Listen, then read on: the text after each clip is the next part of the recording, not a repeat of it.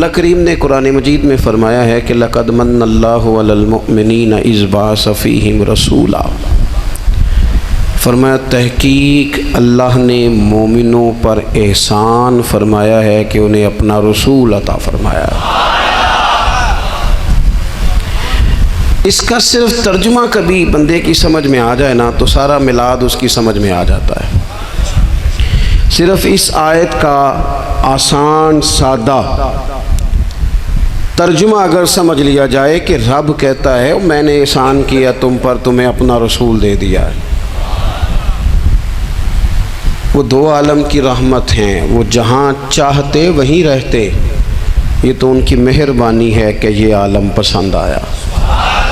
نبی پاک صلی اللہ تعالیٰ علیہ وسلم ہمارے اوپر رب کا سب سے بڑا احسان ہے، اور اللہ تبارک و تعالیٰ نے سسکتی، تڑپتی، بے چین، پریشان، تکلیف میں مبتلا اپنی مخلوق پر رحم فرمایا اور رسول کریم عطا فرمائے۔ نبی پاک صلی اللہ تعالیٰ علیہ وسلم کی تشریف آوری نے ایک ایک ذرے پر احسان کیا، حضور سے ایک ایک نگر، ایک ایک پتا فیضیاب ہوا، لیکن بعض چیزیں ایسی ہیں جنہیں خصوصی طور پر سرکار نے نوازا، بعض معاملات پر خاص کرم نوازی حضور نے فرمائی۔ ایک اہم مسئلہ ہے عقیدے کا مسئلہ۔ جس بندے کا کوئی عقیدہ نہیں نہ ہوتا، کوئی نظریہ نہیں ہوتا، کوئی اس شخص کا خاص مزاج نہیں ہوتا سمجھنے والا، ماننے والا، وہ بندہ بھی بیچارہ کوئی زندگی کا لطف نہیں اٹھا پاتا۔ اس کا کوئی نظریہ ہی نہیں ہے، کوئی سوچ ہی نہیں ہے، کوئی اس کی فکر ہی نہیں ہے اس نے کس طرف جانا ہے۔ عقیدہ نہ ہو بندے کا، یعنی دنیا میں معاذ اللہ کچھ ایسے لوگ پائے جاتے ہیں جو سرے سے اللہ تعالیٰ کوئی نہیں مانتے، زندگی کیسے گزرے گی؟ وہ اپنی توجہات کا قبلہ کسے بنائیں گے؟ اور پھر دنیا میں کچھ لوگ ایسے گزرے جو کئی خداؤں کے قائل، کئی اور پھر اہل عرب کا تو یہ حال کہ 360 بتوں کے سامنے جھکتے۔ مجھے بتائیے جس بندے کو یہی خبر نہ ہو میرا خالق اور مالک کون ہے، جس کو یہی پتہ نہ ہو کہ میرا رزق کہاں سے آتا ہے، میں نے مانگنا کہاں سے ہے، جس سے یہ خبر ہی نہ ہو کہ میری دعاؤں کا رخ کس طرف ہونا چاہیے، اس کی بھی کوئی زندگی ہے؟ نبی پاک علیہ السلام نے سب سے بڑا احسان یہ فرمایا ہے کہ ہمیں عقیدہ توحید سکھایا ہے۔ حضور نے ہمیں ہر جگہ سے چھڑا کے رب کریم کی بارگاہ میں سجدہ کرنے کا حکم دیا ہے۔ عرب کے لوگ جو تھے وہ بڑی بڑی وہم کا شکار تھے، بڑی بڑی اوہام پرستی کا شکار تھے۔ یہ آج کل بھی وہم بہت زیادہ ہے نوجوانوں میں، یعنی کوئی فیصلہ پکا ہے ہی نہیں، کوئی پکی بات ہی نہیں کرتے، یہ کر لوں کہ نہ کروں، اگر آپ کہتے ہیں تو کر لیتا ہوں، ویسے اس میں فلانی کمزوری بھی ہے، اور اگر میں نے نہ کیا تو فلاں مشکل بھی ہے۔ بھئی جس بندے نے قوت فیصلہ ہی نہیں پائی، اس نے ارادہ ہی پکا نہیں کیا کہ اس نے کدھر جانا ہے، تو وہ سفر کیسے کرے گا؟ سفر تو اس بندے کا مکمل ہوتا ہے جو سفر شروع کرتا ہے۔ عرب کے لوگ بھی بڑے بڑے اوہام پرستی کا قائل تھے۔ وہ جب قربانیاں کرتے تھے تو ان کا گوشت لا کے کعبے کی دیواروں کے ساتھ ملا کرتے تھے، یہ قبولیت کی علامت ہے۔ سارے کپڑے اتار کے کعبے کا طواف کرتے تھے، جب احرام باندھ لیتے، حج عمرے کا ارادہ کرتے تو دروازوں سے داخل نہیں ہوتے تھے۔ وہ کہتے تھے کہ دروازے گناہگار ہیں اور ہم چونکہ اب نیک کام کر رہے ہیں لہذا اوپر سے ہو کے آئیں گے۔ رسول کریم علیہ السلام نے انہیں ان سارے وہموں سے، ساری پریشانیوں سے، ان ساری بدشگونیوں سے نکال کے کہا اللہ تمہارا مالک ہے، اللہ تمہارا محافظ ہے، ہوگا وہ جو رب چاہے گا۔ ذرا سی بات پہ سہم جانا، ذرا سی بات پہ ڈر جانا۔ حضور نے لوگوں کو قوت فیصلہ عطا کی، اور اتنی بڑی قوت فیصلہ حضور نے دی کہ کل تک جو فیصلہ کر نہیں نہ پا رہے تھے، آج انہوں نے اس طرح کے فیصلے کیے کہ اپنی ساری کی ساری اولادیں لے کر وہ میدانوں میں کھڑے ہو گئے۔ وہ ڈٹ گئے کہ ہم نے کفر کے مقابلے میں جہاد کرنا ہے۔ انہوں نے طے کر لیا کہ حق کیا ہے، سچ کیا ہے۔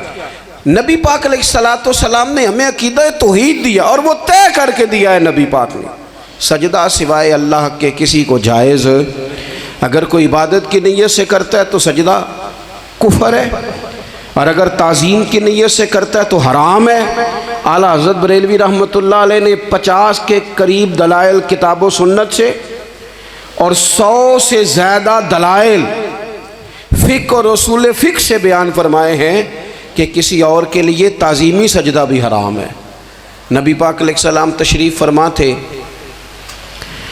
تو کچھ جانوروں نے آ کے حضور کے قدموں پہ سجدہ کیا، پیش نظر ہے وہ نوبہار اور سجدے کو دل ہے بے قرار، روکیے سر کو روکیے یہی تو امتحان ہے۔ کچھ جانوروں نے جب سجدہ کیا تو صحابہ عرض کرنے لگے یا رسول اللہ صلی اللہ تعالیٰ علیہ وسلم ہمارا بھی دل کرتا ہے، تو حضور نے فرمایا بھی سجدہ سوائے رب کے کسی کے لیے جائز نہیں ہے، ہاں اگر جائز ہوتا تو میں خاتون سے کہتا کہ اپنے شوہر کو سجدہ کرے۔ نبی پاک علیہ السلام نے حد بندی کر دی۔ اور پھر دیکھیں یہ جو ہم میلاد مناتے ہیں نا، یہ میلاد اللہ تعالیٰ کی توحید کا بہت بڑا اعلان ہے۔ ہم کہتے ہیں نبی پاک کا میلاد ہوا، جس کا میلاد ہوتا ہے وہ خدا نہیں ہوتا، جو پیدا ہوتا ہے وہ رب۔ جب ہم میلاد منا رہے ہوتے ہیں تو ہم یہ بتا رہے ہوتے ہیں بھئی حضور خدا نہیں، حضور تو 12 ربیع الاول کو پیدا ہوئے، تو جو پیدا ہو رب پیدا، لم یلد ولم یولد، اللہ تبارک و تعالیٰ پیدا نہیں ہوتا، مالک تو ازلی ابدی شانیں رکھتا ہے۔ اس لیے عقیدہ توحید بندے کو مضبوط کر دیتا ہے۔ انسان جب عقیدہ توحید والا ہو جاتا ہے، اور نبی پاک علیہ السلام دنیا میں رب کی طرف بلانے آئے، وداعیا الی اللہ باذنہ وسراجا منیرا، حضور نے لوگوں کو اللہ کی جانب دعوت دی۔ جب انسان توحید والا ہو جاتا ہے تو مضبوط ہو جاتا ہے، وہ کسی سے نہیں ڈرتا، وہ سمجھتا ہے ہونا تو وہ ہے جو میرا رب چاہے گا، مجھے پریشان ہونے کی ضرورت کیا ہے۔ پھر اس کا بھروسہ بھی اللہ تعالیٰ پر، اس کی امیدیں بھی اللہ رسول سے، اس کی توجہات کا قبلہ بھی سارا ادھر ہی۔ تو حضور نے لوگوں کو عقیدہ دیا، مضبوط کیا۔ رسول پاک صلی اللہ تعالیٰ علیہ وسلم نے ذہنوں کو پختگی عطا فرمائی۔ تو سب سے بنیادی چیز حضور کا جو احسان ہے وہ عقیدہ ہے۔ پھر بعض خاص طبقات پر حضور نے خاص احسان کیا۔ آج بھی پوری دنیا میں ڈھنڈورا پیٹا جاتا ہے عورتوں کے حقوق کا، پوری دنیا کے اندر، اور بعض لوگ عورتوں کو بڑا دھوکہ دیتے ہیں، کہتے ہیں تمہیں حق نہیں ملتے لہٰذا تم سڑکوں پہ آ جاؤ، معاذ اللہ تمہیں حق نہیں ملتے لہٰذا تم معاذ اللہ بازاروں کی رونق بن جاؤ۔ عورتوں کو بڑا پریشان کیا جاتا ہے حقوق کے تعلق سے۔ نبی پاک علیہ السلام کی آمد سے پہلے کوئی خاتون کے ساتھ سلوک اچھا نہیں کیا جاتا تھا، اس کا کوئی جائیداد میں حصہ نہیں تھا۔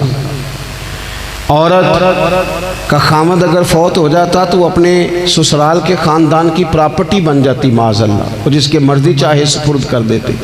ہندوستان کے بعض علاقوں میں ایسی کبھی رسمیں بھی پائی جاتی تھی کہ بعض عورتیں اپنے خامد کے ساتھ جل جانا مناسب سمجھتی تھی کہ بعد میں کوئی زندگی تو ہوگی نہیں، اور بیوہ خاتون اور طلاق یافتہ خاتون، اس کے بارے میں تو لوگوں کا خیال تھا کہ شاید یہ خاتون بالکل سوسائٹی اور سماج کا حصہ ہی نہیں ہونی چاہیے۔ قربان جائیں، یہ اعزاز میرے نبی پاک نے دیا ہے۔ حضور نے پہلی شادی ہی اس خاتون سے کی ہے جن کا پہلے بھی نکاح ہو چکا تھا، اور خاتون کو حضور نے حقوق دیے، جائیداد میں حصہ دیا۔ کہا جو بیٹیوں کی بہنوں کی پرورش کر کے آئے گا اور اچھی پرورش کر کے انہیں روانہ کر دے گا، جس طرح میری 2 انگلیاں جڑی ہوئی ہیں میرے ساتھ جڑ کے جنت میں جائے گا۔ اور ایک روایت میں فرمایا کہ جب کسی کے ہاں بیٹی پیدا ہوتی ہے نا تو اللہ فرشتوں کو بھیجتا ہے، اور وہ اس کے گرد کھڑے ہو جاتے ہیں اور گھر والوں کو سلام کہتے ہیں، اور کہتے ہیں یہ ضعیفہ ایک ضعیفہ سے پیدا ہوئی ہے، یہ کمزور یعنی صنف کے لحاظ سے کمزور نازک بچی ایک نازک ماں سے پیدا ہوئی ہے۔ فرشتے کہتے ہیں جو اس کی پرورش کرے گا نا اللہ قیامت تک اس کی مدد کرے گا، اس کی ہمیشہ مدد ہوتی رہے۔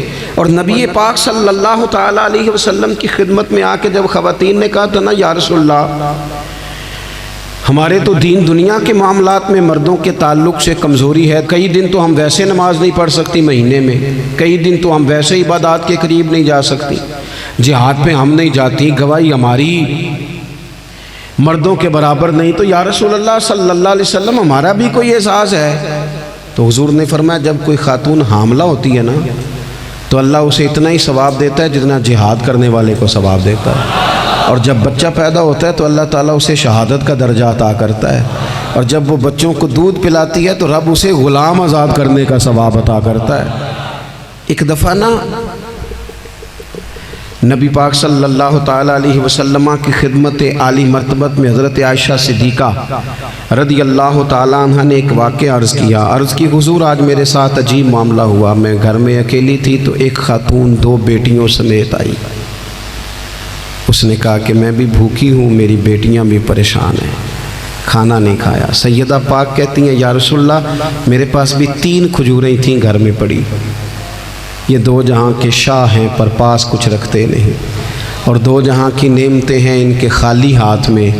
فرماتی ہیں وہ 3 کھجوریں میں نے ان 3 ماں بیٹیوں کو دے دی، ماں نے پہلے ایک کھجور دونوں بیٹیوں کو دی، پھر بچیاں وہ کھجور کھا کے ماں کی طرف دیکھنے لگی تو جو کھجور ماں کے پاس تھی اماں نے اس کے بھی 2 حصے کر کے بیٹیوں میں بانٹ دیے۔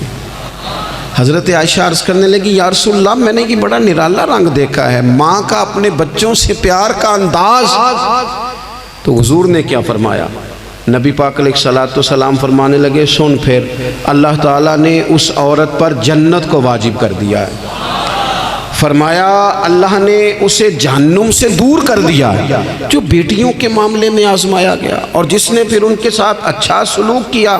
اپنا حضور کا عمل یہ تھا کہ حضور کی بڑی صاحبزادی سیدہ زینب رضی اللہ تعالیٰ عنہ یہ حضور کی سب سے بڑی صاحبزادی ہیں، یہ بخاری میں آپ کو ملے گا کہ ان کی بیٹی جناب امامہ بنت زینب چھوٹی سی عمر تھی، تو جب حضور نماز کے لیے آتے تھے تو نواسی کو اٹھا کے ساتھ لے آتے تھے، اور وہ حضور نماز پڑھتے تھے تو وہ نبی پاک کے کندھوں پہ کھیلتی تھی۔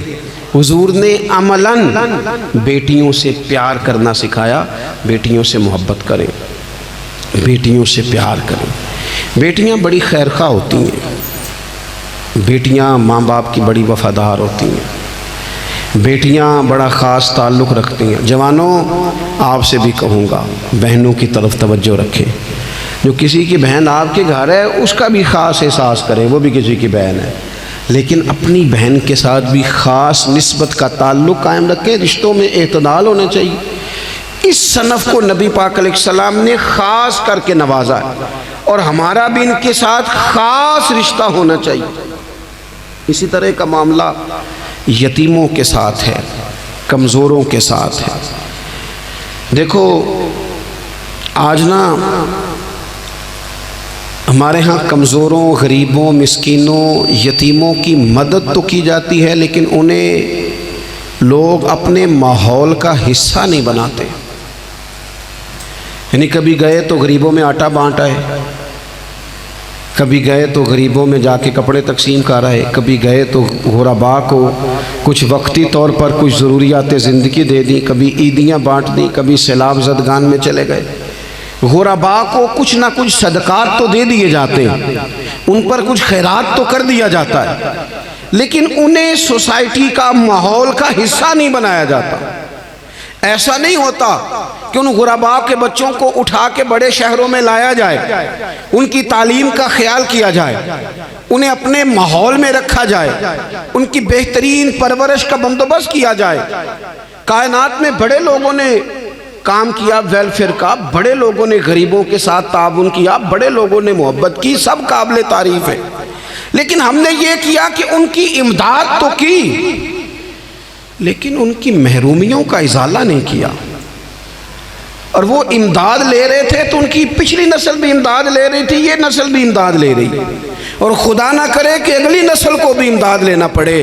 میرے نبی پاک صلی اللہ تعالیٰ علیہ وسلم کا انداز کچھ اس طرح کا ہے کہ امام بہقی نے لکھا ہے، حضرت بشیر بن عقبہ رضی اللہ تعالیٰ عنہ کہتے ہیں میرے والد انتقال کر گئے تھے، اور میں ایک جگہ پہ بیٹھ کر رو رہا تھا کہ نبی پاک صلی اللہ تعالیٰ علیہ وسلم میرے قریب سے گزرے، کیوں روتے ہو؟ یا رسول اللہ میرے والد کا انتقال ہو گیا، میری والدہ رخصت ہو گئی۔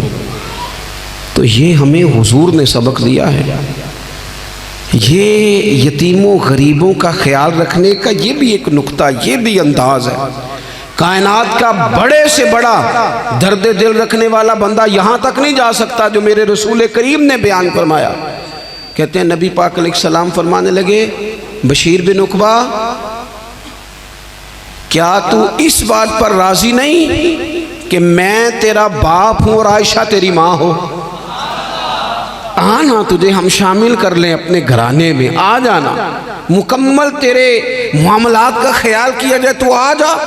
اتنا بڑا درجہ نبی پاک نے تو حضرت سلمان فارسی کے بارے میں بھی فرمایا کہ میں نے انہیں اپنی اہل بیت میں شامل کر لیا۔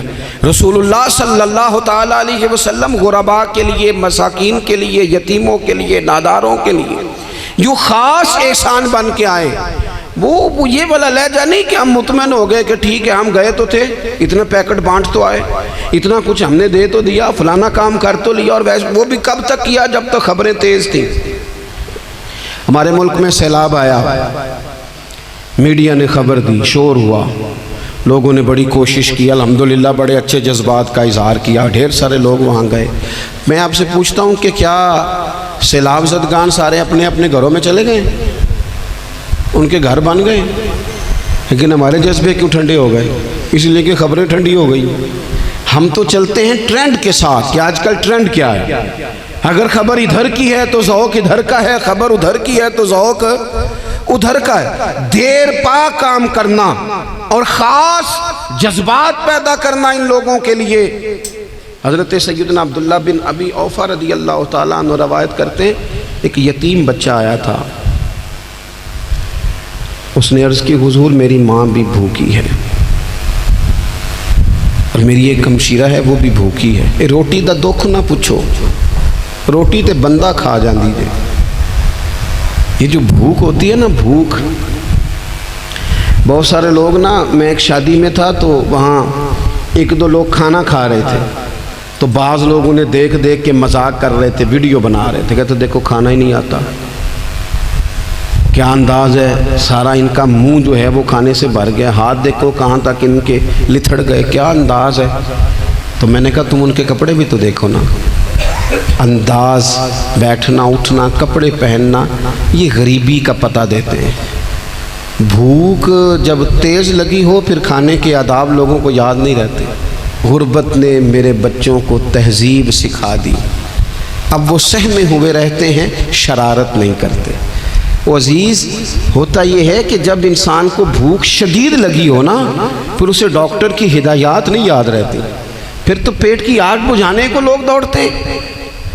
تو کہتے ہیں اس بچے نے آ کے عرض کی یا رسول اللہ صلی اللہ تعالی علیہ وسلم ماں بھی بھوکی ہے، بہن بھی بھوکی ہے۔ حضور نے نا اسے 21 کھجوریں عطا فرمائی، فرمایا 7 تیری، 7 تیری بہن کی، 7 تیری والدہ کی۔ اور یہ حضور نے 21 کھجوریں دی ہیں، یہ نبی پاک نے 21 دی ہیں، ہاں یہ حضور نے 21 دی، اور حضور تو اشارہ بھی کر دینا تو پھر روٹی ساری زندگی ختم نہیں ہوتی۔ وہ حضرت ابو ہریرہ کو بھی ملی تھی، فرماتے ہیں میں کئی سال کھاتا رہا، 1 کلو کھجوریں تھی پر ختم ہی نہیں ہوئی۔ 21 کھجوریں حضور نے دیں۔ حضرت معاذ بن جبل رضی اللہ تعالیٰ عنہ اٹھے اور دوڑ کے جا کے نا اس یتیم کے سر پہ ہاتھ پھیرا اور کہنے لگے پتر اللہ تجھے اپنے والد کا جانشین بنائے۔ تو حضور فرمانے لگے معاذ یہ تم نے کیا کیا؟ عرض کی حضور اس بچے کی بات سن کے میرا دل بھر آیا ہے، محبت نے انگڑائی لی ہے، تم نے یتیم کے سر پہ ہاتھ پھیرا ہے، یہ دیکھو حضور کا رشتہ۔ نبی کریم فرمانے لگے سن پھر جس نے کسی یتیم کے سر پر محبت سے ہاتھ ہی پھیر دیا نا تو اللہ ہر بال کے بدلے اسے ایک نیکی بھی عطا کرے گا، ایک گناہ بھی معاف کرے گا، ایک درجہ بھی بلند فرمائے گا۔ چلو ہاتھ ہی پھیر دیا، تو نے کچھ تو کیا یتیم کے ساتھ، تیرا کوئی تو اس سے رشتہ ہوا۔ اور تیسرا طبقہ ہے غلاموں کا۔ مسکینوں کا، غریبوں کا۔ میں اور آپ اس ملک میں رہتے ہیں جہاں کچھ لوگوں کو کھانا بھی نہیں وقت پہ ملتا، اور کچھ لوگ 5 لاکھ روپیہ گاڑی کا اس لیے اضافی دے دیتے ہیں کہ مجھے ذرا نا نیو ماڈل جلدی چاہیے۔ یعنی ایک طرف ملک کی حالت یہ ہے کہ بعض لوگوں کے پاس پیسے نہیں ہیں کہ بچوں کی فیس بھر سکے، لیکن دوسری طرف حال یہ ہے کہ نئے ماڈل کا موبائل اگر مارکیٹ میں آتا ہے تو وہ ختم ہو جاتا ہے، ملتا ہی نہیں، وہ شارٹ ہو جاتا ہے۔ کچھ لوگوں نے اس طرح کیا ہے کہ انہوں نے یہ سمجھا ہے کہ دولت شاید موج کرنے کے لیے ہمیں دی گئی ہے، ہم طرح طرح کے کھانے کھائیں، طرح طرح سے چیزیں اوڑیں، طرح طرح کے معاملات کریں۔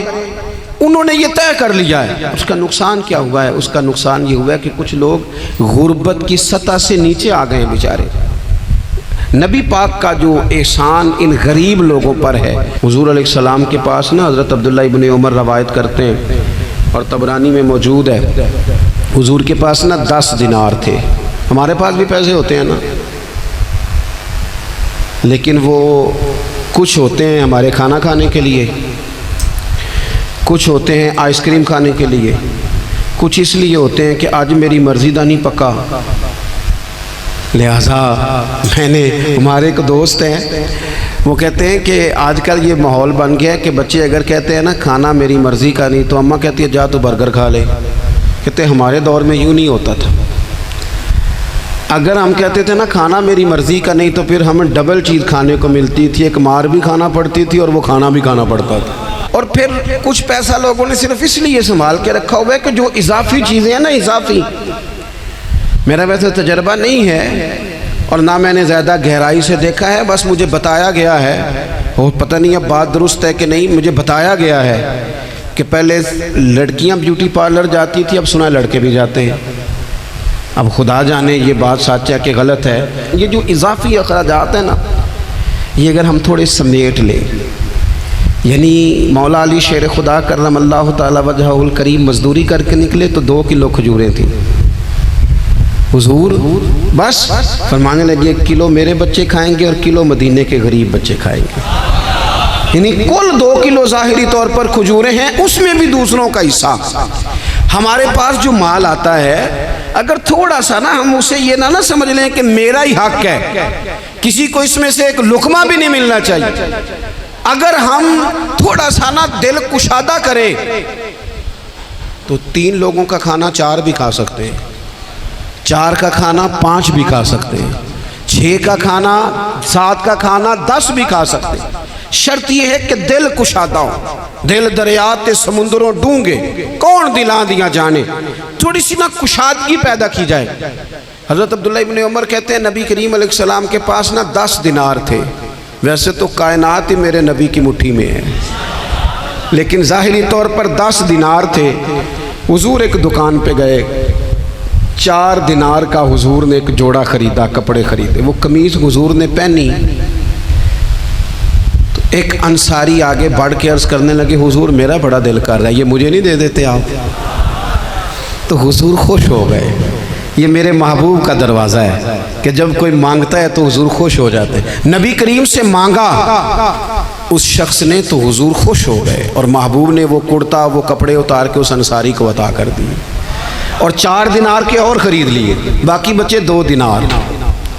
نبی کریم وہ لے کے نکلے، رخصت ہوئے گھر جانے کے لیے، تو رستے میں خاتون کو روتے ہوئے دیکھا، حضور رک گئے، فرمایا کیوں رو رہی ہو؟ عرض کرنے لگی یا رسول اللہ صلی اللہ تعالی علیہ وسلم میں فلاں آدمی کی کنیز ہوں، نوکرانی ہوں، اس نے آٹا لینے بھیجا تھا 2 دینار کا، وہ 2 دینار گم ہو گئے، حضور نے 2 دینار اسے عطا کر دیے، وہ دیے تو پھر رو رہی تھی، فرمایا اب کیوں روتی ہو؟ کہنے لگی یا رسول اللہ ڈرتی ہوں دیر بڑی ہو گئی یا مار ہی نہ پڑے۔ تو حضور نے فرمایا چل نہ میں تیرے ساتھ چلتا ہوں۔ حضور ان کے گھر گئے، وہ اہل ایمان کا گھر تھا جن کی وہ کنیز تھی، جا کے کہا السلام علیکم، اندر سے جواب ہی نہیں آیا، پھر فرمایا السلام علیکم، کوئی جواب ہی نہیں آیا۔ محبوب کا طریقہ مبارکہ تھا 3 دفعہ دستک، پھر واپسی، تیسری دفعہ کہا السلام علیکم تو وہ سارے بول پڑے وعلیکم السلام یا رسول اللہ۔ حضور ماں باپ قربان. تو حضور فرمانے لگے میں نے پہلے بھی 2 دفعہ سلام لیا, بولا کوئی نہیں. کہا یا رسول اللہ اپنے نصیب تھے نا کہ ہم پہ سلامتیاں بھیج کون رہا ہے, ہم نے سوچا ذرا 3 دفعہ مل جائے سلامتی, ذرا مل جائے نا. حضور سلامتی بھیج رہے ہیں تو آتی رہے نا. تو محبوب کریم علیہ السلام فرمانے لگے یہ تمہاری کنیز وہاں کھڑی رو رہی تھی, اس بیچاری کے 2 دینار گم ہو گئے تھے, اسے دوبارہ سامان لاتے کچھ دیر ہو گئی, اس پر سختی نہ کرنا, مارنا نہ. غلام کہنے لگے حضور اس خاتون کے قربان جائیں جو ہمارے کریم رسول کو ہم جیسے غریبوں کے گھر تک لے آئی ہے, مارنا کیا, ہم اسے آزاد کرتے ہیں, یہ آزاد ہے اللہ کی رضا کے لیے. یہ دیکھو یہ میرے نبی پاک کا انداز ہے. حضور نکلے تو جناب عبداللہ ابن عمر فرماتے ہیں رسول کریم فرمانے لگے شکر ہے اللہ تعالیٰ کا 10 دینار تھے, ایک انصاری نے بھی قمیض پہن لی, میں نے بھی قمیض پہن لی, اور رب نے ایک کنیز کو آزاد بھی فرما دیا. یہ انداز ہمیں نبی کریم نے دیا ہے.